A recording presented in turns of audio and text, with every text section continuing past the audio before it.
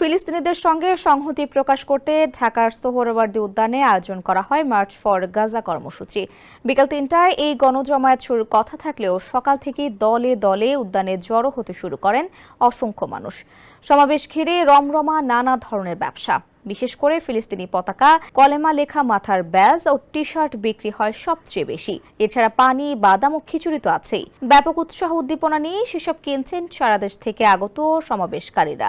ফিলিস্তিনের প্রতিটি পতাকা আকার ভেদে বিক্রি হচ্ছে ১২০ থেকে ৩০০ টাকায়। মাথার ব্যাজ বিক্রি হচ্ছে ১০ থেকে ২০ টাকায়।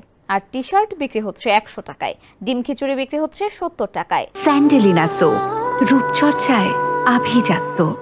টি শার্ট ও মাথার ব্যাজ কিনেছেন কর্মসূচিতে উপস্থিত এক ব্যক্তি।